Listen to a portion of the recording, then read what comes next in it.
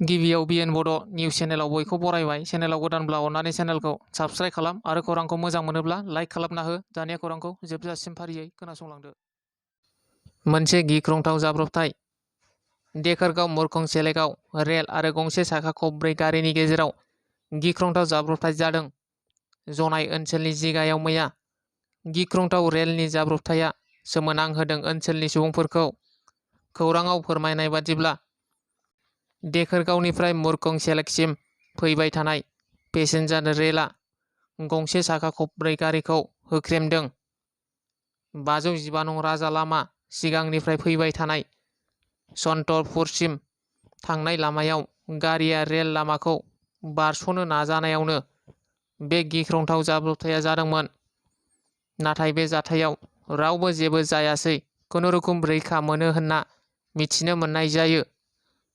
जनाय ओनसोलनि सुबुंफोरा रेल गेट गैयैनि थाखायनो बेफोर जाथाया जाबाय थादों होनना बुंदों। बड'लेण्ड सोमावसारनायाव मुंख्लं जालांनाय बिर जोहोलाव जोहोलावजोफोरनि गोसोखांथिनि जोलुर बादायलायनाय।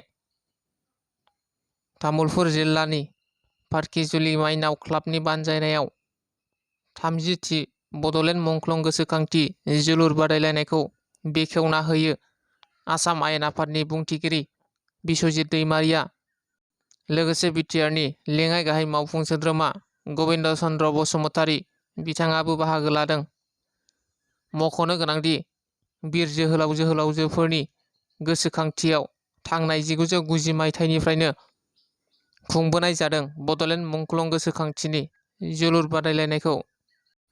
अदालगुरि जिल्लानि सिङाव थानाय खोन्दोसे एलबारि बिसिडिसि नरजुनफारा गामियाव पिएनआरडि बिफाननिफ्राय एसअपिडि फान्डजों बिटिआर सरकारनि लेङाइ गाहाय मावफुं सोद्रोमा गबिन्द चन्द्र बसुमतारी बिथाङा गोदानै सेन्ट ग्रेभेल लामा लुफुंनायखौ भैरबकुन्द ब्लक कमिटि इउपिपिएलनि आफादगिरि मनज काक्लारि बिथाङा बेखेवो।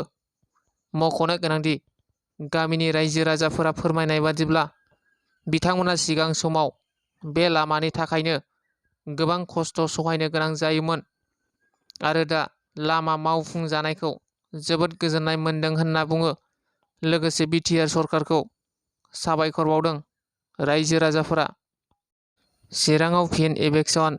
चिरां जिल्लानि सिङाव थानाय सान्थिपुर लावख्रिगुरियाव आयेन बेरेखा हा दखल खालामनानै थानाय गासै गं 22 नखरखौ इभेकसन खालामदों आसाम हाग्रा बिफानआ। मिथिनो मोननाय बादिब्ला बावैसो सान सिगां लावख्रिगुरियाव दैबानाजों लोमसावजानानै खायसे नखरफोरा हालाय हाफाय जानांदोंमोन। बेखौ नुनानै जानो हागौ सोरबा खाबु लानो नाजादों। बिदिनो हाग्रा बिफाननि हायाव रबार बिफां गायनो मोना होनना मिथिसेयावबो गोबां रबार फुलि गायफैनाय जायो आरो बिथांमोनखौ रबार गायनायनि हाजिरा होना बे जायगायावनो थानो होयो। बेराफारसेथिं बे हायाव थांनाय बोसोरावनो हाग्रा बिफाना गोबां बिबांनि बिफां फुलि गायदोंमोनब्लाबो बे फुलिफोरखौ दानफायना न' लुनानै थानायखौ लोगोसे रबार बिफां गायनायनि थाखाय आसाम हाग्रा बिफाना होस्राङो आरो बिथांमोनखौ गावबा गावनि न'आव थांफिननो थाखाय खावलायदों आरो थांफिनाबा आयेननि राहा लानाय जागोन होनना बुंदों। सनितपुरनिफ्राय गहपुरसिम बर' रायजो राजाफोरा बिटिआर गोरोबथाखौ लानानै माखासे खोथा बुंदों। बिथांमोना बुंदों बिटिआर गोरोबथानि गेजेरजों सान्थि फैदों। मानोना दायो बालिपारा ओनसोलाव सान मोना गिदिंनो हानाय जाबाय। नाथाय सिगां समाव बे लामाजों बेफोरबादि थाबायनो हायामोन होनना गामिनि रायजो राजाफोरा बुंदों।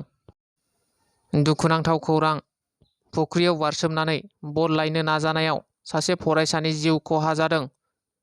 चिरां जिल्लानि बेन्दोंआव थानाय बेंटल जाम्फैगुरि गामिनि थागिबि रुंसारि जुलुस हाज'वारिनि फिसाज्ला बिलिफां हाज'वारिया थांनाय शुक्रबारनि 4 रिंगासो समाव साखाथिनि बेंटल खुंगुरि गामिनि गेलेग्रा फोथाराव जोलुर गेलेनो थांदोंमोन। बेबादिनो गेलेबाय थानाय समावनो बला हरखाबै साखाथिनि फुख्रियाव गोग्लैहैयो। अदेबानि गलांनाय बलखौ लाबोफिननायनि मिजिंजों फुख्रियाव बारसोमनानै जावले जावले नाजासेयावबो हायैलाय जायगायावनो जिउ गोमानो गोनां जायो। मिथिनो मोननाय बादिब्ला लोगोआव गेलेगिरिफोरा गावनिख्रुइ उन्दैसिन गोजासोमोन। बेनिखायनो लोगोब्लाबो बिथांखौ बोखांनो हायैलाय ओरैनो नायनानैल' थानांनाय बादि जादोंमोन। बेनि जोहै राहा गोथे जानाय बिलिफां हाज'वारिया जायगायावनो जिउ गोमानो गोनां जायो। बे जाथायखौ खोनानानै न'खरनि सोद्रोमाफोरजों लोगोसे गामिनि रायजो राजाफोरा जाथायथिलियाव फैनानै गथ'खौ बोखांफैयो आरो खाथिनि आउटपस्टनि पुलिसनो मिथिहोनायजों लोगोसे पस्टमर्टम रिपर्ट खालामना न' फारसे लाबोयो। न'खरनि बिमायं जसेफ हाज'वारिनि फोरमायनाय बादिब्ला रुंसारि बिलिफां हाज'वारिया 19 बोसोर बैसो जाबायमोन। बेराफारसे बेंटल फरायसालिमायाव BA फार्स्ट सेमिस्टाराव इंलिश मेजर लानानै फरायगासिनो दंमोन होननानै मिथिहोदों। दिनैनि खौराङा बेखिनियानो। गोजोन्थों।